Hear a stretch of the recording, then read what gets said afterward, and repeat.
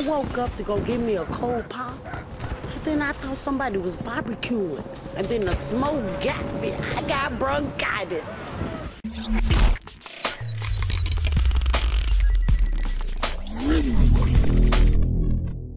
Yo, what's going on YouTube? It's your boy Rumspanker bringing you some more epic gameplay. Got a game here with 81 kills, 10 deaths, 81 kills, 10 deaths, domination. Running around with the Kuda submachine gun, and this is a submachine gun I usually never used, but this was double XP weekend, so I figured, you know what? Let me start using some things I never really used. Let me start gathering more points, ranking up a little bit faster, and it worked out pretty well for me. So I'm gonna bring you this gameplay, and I'm also gonna bring you some tips on how you guys can get more higher kills, less deaths, higher kills, less deaths in your Black Ops 3 gameplay. So I'm going to bring you some of these tips, and if you like this gameplay, do me a favor, just drop a sub, drop a like. If you don't like it, if you were pretty much owned in this gameplay, if you're one of the people who were owned in this gameplay, drop a dislike. Let me know why you disliked it, why you disliked being owned. So here we go. Pretty much running around with the Kuda submachine gun, and these tips that I have for you guys, I figure are just a few simple tips that'll help you guys with your gameplay, help you get higher kills, less deaths, and my first tip here that you guys want to use is learn the map. And it's easy for me to say, just learn the map. What I mean by learn the map is know where cover is, move from cover to cover. If you watch my gameplay, I'm usually never running around like right in the middle of an area. Look at me right now, like I'm hanging close to walls, close to cover. Now I'm gonna capture Alpha, but I'm still moving around, and I still move, I'm moving the sentry gun, but I'm moving from cover to cover.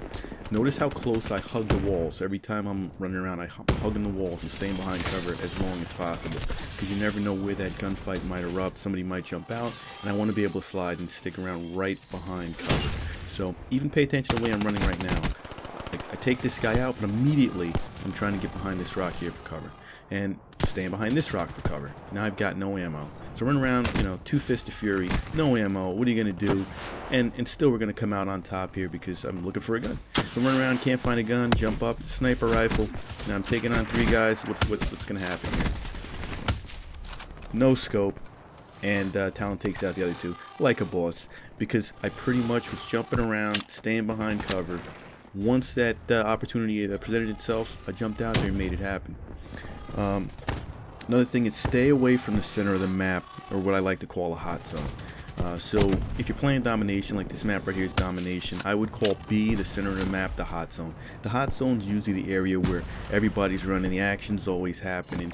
Listen, if you're not one of those players that are consistently high score, or able to take on, the competition, whether it's 2, 3 more enemies at a time, stay away from the hot zone. Look at the mini-map right now. You see all these red dots to my left. This Bravo is always the hot zone on this map. If you pay attention to this gameplay that I'm playing here, the whole time when I traverse the map, I'm trying to stick around to the sides of the map. So I'll go all the way from Alpha to Charlie or back and forth, but you never see me coming across Bravo. I stay on the outskirts, I flank them, and then I attack. Now, if any gunfights present themselves while I'm out there, that's great. That's great. They presented themselves. I'm going to fight these guys, but I'm not consistently staying out in the middle. Even me, I'm actually confident in my gameplay. I can pretty much take out 2, 3 players at a time, but I'm staying away from the center, and that's going to keep my deaths low, because I'm always focusing on creating these gunfights where I want to fight them, and fighting these guys on my terms, not in the middle where enemies can be coming from both sides, left, right, behind me, where everybody's always focused in the hot zone. Stay away from the hot zone. Another thing, show the mini map some love, guys. Pay attention to that mini map. Even without an active UAV, you can see players' locations whenever they fire a weapon, but it's suppressed, or when they use the jetpack without blast suppressor. That mini-map will tell you a whole lot of things. Also, pay attention to where your teammate indicators are on the mini-map. What I like to do is wherever I see teammates grouping or spawning, I know the enemy players will be spawning somewhere else. I often watch teammate indicators on the mini-map, and once that triangle stops moving and disappears, I know that teammate's been killed, and 9 times out of 10 his killer's close by. So, that would get me to say, you know what, let me start paying attention to that area where that teammate died. Here's another tip. Know your playstyle and know your limits. If you're a camper or you stand by with your sights engaged waiting for a player to emerge in front of your barrel, you'll never reach your full potential to get as many kills as possible. And that's just a fact. And that's, every round is timed in Black Ops. You know, every round is time to Call of Duty. The longer you camp waiting for that perfect moment, it's the less time you're giving yourself to get more kills. Keep moving, guys. Keep moving. If you watch my gameplay, I'm almost always moving, always on the move. You know, you got to go engage the enemy and make those perfect moments, or gunfights happen on your terms. You know, if I sit here at Alpha and just continually wait for the enemy to get there, look at that, 36-1. If I continuously sit there at Alpha and wait for the enemy to get there, I'm not going to kill that many people. You know, I'm not going to, you know, I might help my team out by protecting Alpha, but it does nothing for I want more kills. You know, I want those high kills, low deaths.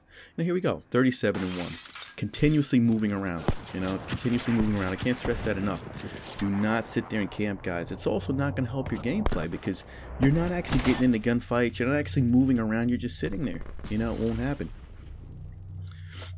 Going into the second half here of, like I said, 81 kills, 10 deaths. Know your weapon. When I say know your weapon, I mean know what its limitations are. For example, the last video I posted, I got like 75 kills, 6 deaths, and I was using a shotgun. But I was using a shotgun on Combine, which is a smaller map. You know, shotgun, close quarters, that's great. Here, you know, this map, it's not good for shotgun. Why?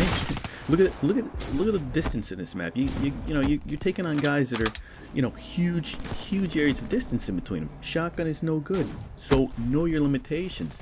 Know that you've got to grab a gun that's going to get you the best chance of more kills in that map that you're playing. You know what I mean? Like, there's no way with a shotgun, like, yeah, I died right here, but there's no way with a shotgun I'd be able to be any type of threat to these guys that were over there. You know? Oftentimes I hear when, you know, friends are playing or people are playing, or I hear, excuse me, I hear a complaint on Call of Duty, and guys are like, oh, I have gun A, how did I lose to gun B, how did I lose this gunfight, or I use an assault rifle, how could he kill me with a pistol? Listen, Black Ops 3 is not rocks, paper, scissors, you know? Pistol does not always beat knife, knife does not always beat assault rifle. That's not how it goes. There are way too many factors to count when a gunfight takes place. You know, either player skill, proficiency with the used weapon, the weapon range, the damage per shot, player movement. These things all come into account, and one of the main things that comes into account is your skill level. You know what I mean? If your skill level is not there, I'm actually going to post my next video is 86 kills, 14 deaths, something crazy like that, and I'm actually going to give you some tips on aiming and shooting. That's all that entire round is going to be about, is aiming and shooting. Because listen, if you're out there and you're losing these gunfights, consistently losing these gunfights, there's something that maybe we can do that's going to get you to start winning those gunfights. You know, if you notice my gameplay, yeah, I get kill streaks, you know, yeah, I'm playing the objectives, but I'm consistently winning gunfights. You know what I mean? I'm consistently winning these gunfights because I know my weapon. Even this Cuda, for example, I hardly ever yet feel the burn, Bernie Sanders. Even though I'm using this Cuda, I hardly ever have used it before. But I learned the weapon before I start running out there and using it. So I'll go into a private match and I'll just start shooting the wall, see where the weapon recoils, know when I need to get off the trigger, know when I need to pull in the sights, the distance, the range that the gun has. And then I come into multiplayer and then I start mowing these people down because I have to learn my weapon. Listen, if you're out there and you're using a weapon, you have no clue what the recoil is, you have no clue if it shoots high, if it shoots to the left, if it shoots to the right. You know, you need to go into a custom game, start working that gun out, see what it does, get used to it, know your weapon. You know what I mean? At least find one gun that you can actually be very proficient in, so you know it like the back of your hand, so you know what this gun is going to do. You know what I mean? You get out there to a gunfight, and if you're using some weapon you have no clue what it does or how you're going to use it, you're just really not doing it. You're doing a disservice to yourself. All right. Another tip is, you know, for high kills, low deaths, become a master of movement. And think of the movie Dodgeball. If you can dodge a wrench, you can dodge a ball. Every time I'm playing during these gunfights, I'm literally thinking about dodging. I'm not standing still during a gunfight. Always keep moving during gunfights, guys. Never, never, never stand still during a gunfight. Always keep moving, whether you're strafing left, right, and strafing is so absolutely important in Call of Duty. Strafe, strafe, strafe. I can't get you guys to, like, I want to, like, beat in your head. Strafe, strafe, strafe. You know, too often times I'm, you know, fighting enemy players, or I'm watching gameplay footage of people, and they stand there in one spot, and they die, and they're like, hey, how did I lose that gunfight? Well, you lost that gunfight because the guy you were shooting at, he was shooting at you, but he was moving. Now, you couldn't put rounds into him. Meanwhile, you stood right there. Every single round that he shot went right into you.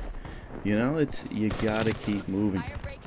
And a number of times, gunfights, you might lag, or there's lag compensation, there's a number of things.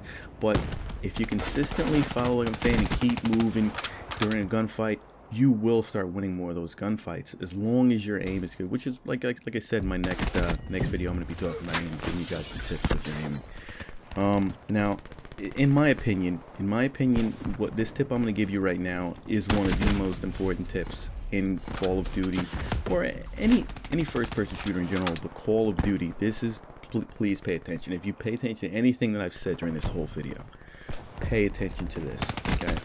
In my opinion, this is the most important tip I might ever give you guys while you're watching my videos, whether you're a beginner or 10th prestige.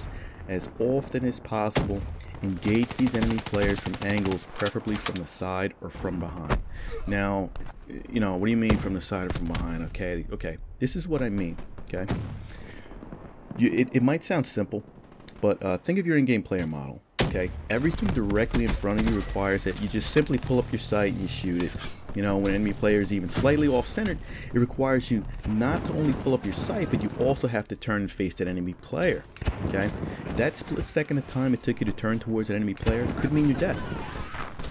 That could mean your death. In Call of Duty, everything happens so fast, extremely fast. So just that split second where you have to turn and start facing that player, guess what? He's already facing you, bullets are already into you, you're dead.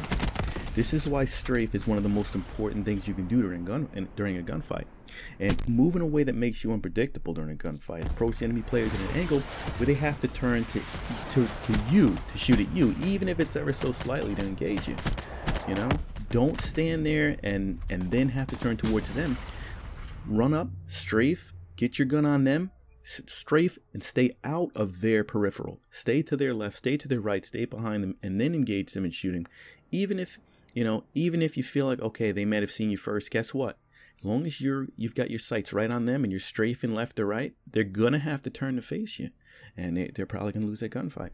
So anyway, thanks for watching, guys. Those are just a few tips for high kills, low deaths. I've got many more videos. Next one I'm about to post is 86 kills, 14 deaths, and pretty much it's all gonna be about aiming and shooting, helping you guys shoot. All right, thanks for watching.